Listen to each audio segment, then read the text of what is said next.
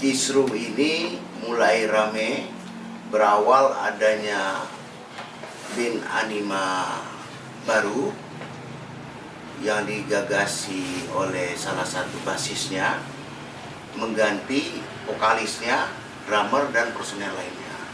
Nah, di dalam statement mereka yang seperti kita lihat bersama, bahwa band anima baru tadi mengatakan kamilah yang asli, yang memulai dari awal. Ini kan sebuah pembicaraan pembohongan publik. Kalau kita berbicara palsu, palsu itu kan bahasa yang tidak pernah tunggal. Satu contoh, ada uang palsu, tentu ada uang asli kan. Ada ijazah palsu, tentu ada ijazah asli. Nah, kalau kita tarik tadi, yang asli itu mana? Yaitu mereka ini. Yang asli itu sudah terdaftar atas nama mereka ini, personel band. Berdasarkan peraturan merek, yaitu Undang-Undang Nomor 20 Tahun 2016 tentang merek dan indikasi geografis. Undang-undang ini menganut azas first to file, artinya siapa yang dulu mendaftarkan, maka dialah pemiliknya. Nah, kebetulan ini sudah terdaftar duluan, dialah pemiliknya. Nah, bagaimana dengan yang kedua ini? Apakah ini bisa keluar juga atau tidak? Kalau kita berpedoman kepada pasal 20 dan 21, ada faktor-faktor merek yang tidak bisa didaftarkan dan akan ditolak pendaftarannya. Pertama, apabila merek itu diajukan oleh orang beritikat tidak baik, itu kata pasal yang tersebut tadi. Kedua, apabila memiliki persamaan pada keseluruhan dengan merek terdaftar atau memiliki persamaan pada pokok. Nah, mengacu ke undang-undang merek, jika merek itu sudah terdaftar, maka pemilik merek ini kebetulan nama bertiga ini didaftarkannya berhak untuk melarang.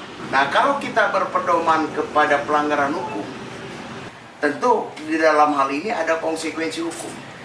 Sebagaimana diatur di pasal 100 ayat 1, menggunakan merek terdaftar tanpa izin pemilik merek terdaftar, itu dapat dikenakan ancaman pidana kurungan 5 tahun atau denda 2 miliar rupiah. Demikian juga pada pasal 100 ayat 2, menggunakan merek yang sama pada pokoknya saja, maka itu dapat diancam dengan ancaman pidana kurungan 4 tahun dan denda 2 miliar rupiah. Kalau kita tarik di Undang-Undang Hak Cipta, dia berstatement yang lama ini adalah palsu, padahal masih eksis. Artinya, dia tidak mengakui atas karya-karya cipta, karena lagu-lagu itu masih dipegang penciptanya oleh yang kelompok ini. Nah, itu kan dapat dimungkinkan apabila dibuktikan hak ekonomi ini tidak jatuh kepada pencipta aslinya, itu juga bisa disangkakan pidana tentang pelanggaran hak ekonomi. Dan dikhawatirkan juga menghilangkan hak moral. Logikanya begini, yang asli kami, katanya, menurut statement dia.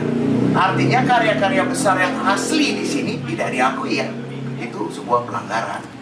Dan lagu-lagu hit seperti Bintang itu diciptakan berawal terobsesi oleh penciptanya.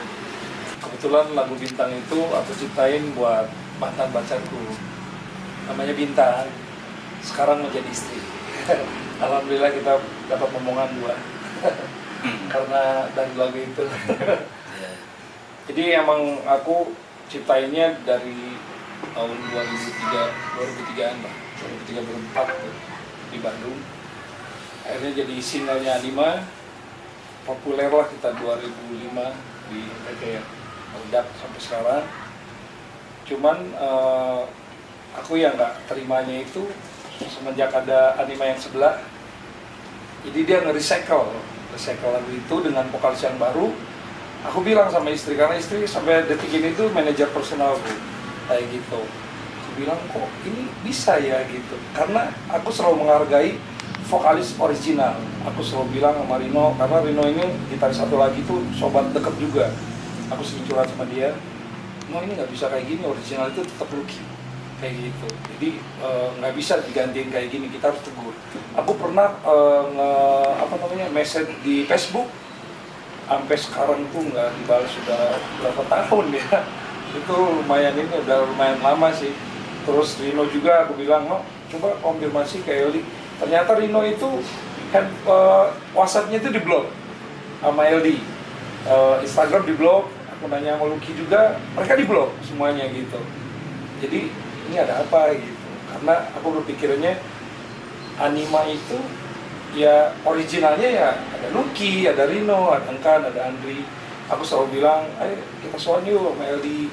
Cuman mungkin sama LD-nya kita nggak gimana ya, nggak deket mungkin ya. Iya, nggak terima kali.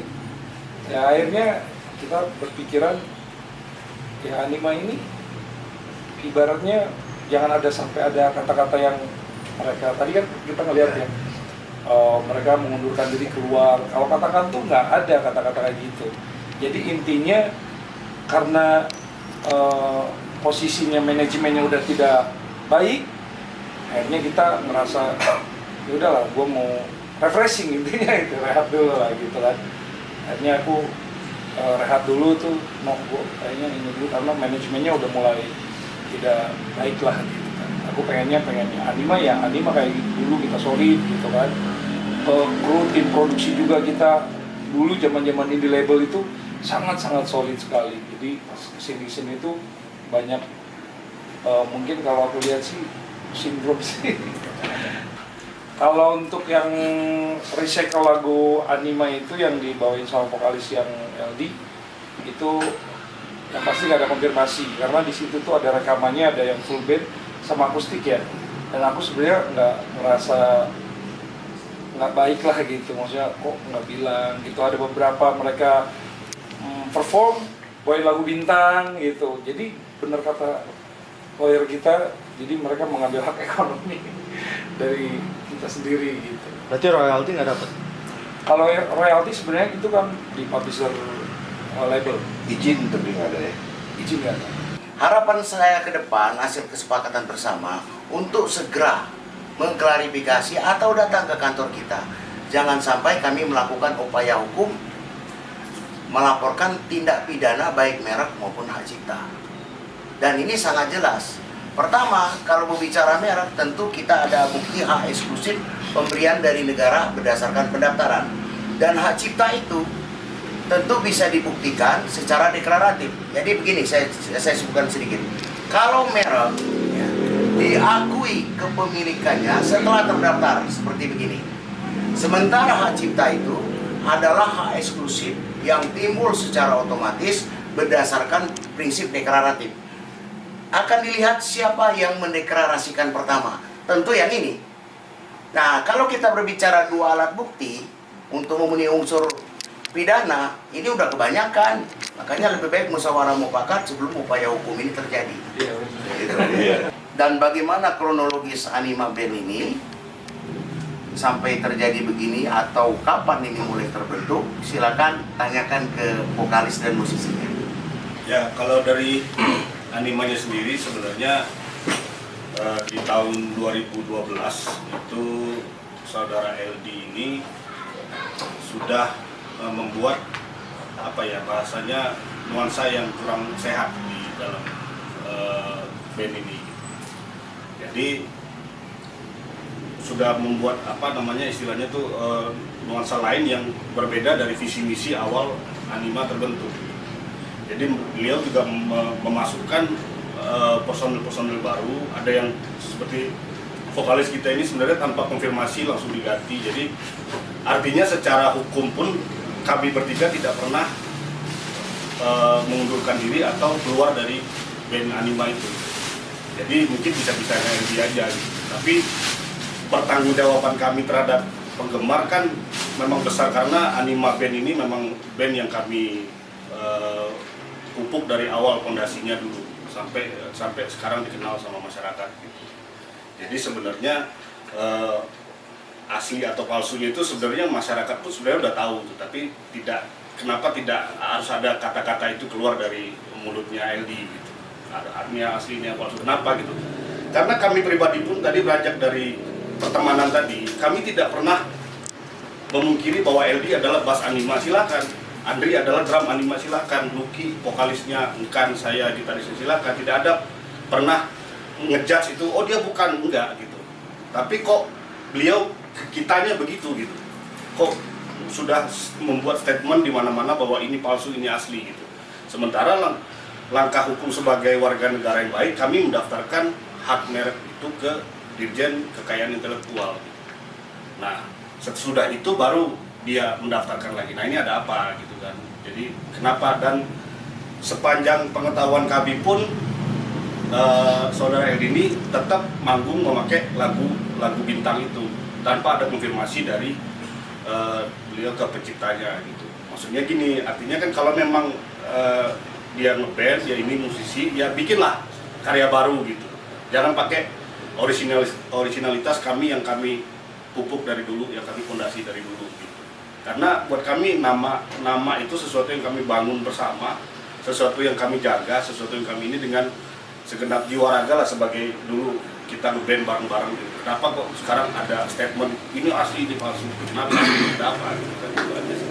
Anima itu sebenarnya adalah pemberian nama dari seorang teman, sahabat kita. Dan kami bertiga pun sudah mengkonfirmasi ke si pemberi nama itu. Dan beliau juga sudah menyerahkan hak penuhnya kepada kami, dan kami juga bikin suratnya. Untuk karena kenapa itu kami lakukan? Karena ada gonjang-ganjing seperti ini gitu.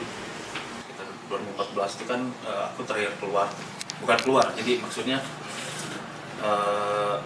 LD ini masukkan manajer baru, dan di dalam intern itu LD dan manajer ini bikin strategi-strategi yang visi misinya bisa merusak nama Anima itu sendiri. Nah, aku di situ dulu kurang setuju, bahkan sampai latihan nggak datang segala macam. Akhirnya pada saat itu tiba-tiba ada vokalis pengganti di dalam. Nah, dari semenjak itu dia rekrut personil baru, mulai vokalis, gitaris, drummer, semuanya.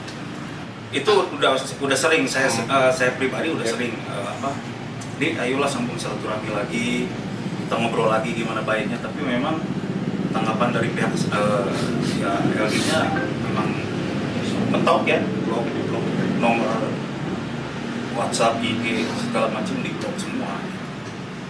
Jadi memang usaha itu lumayan mentok. Sebelum upaya hukum ini lebih berunci, agar segera mengklarifikasi, mencabut semua digital yang ada di platform digital. Kalau tidak, ya dengan sangat terpaksa upaya hukum akan kami jalankan.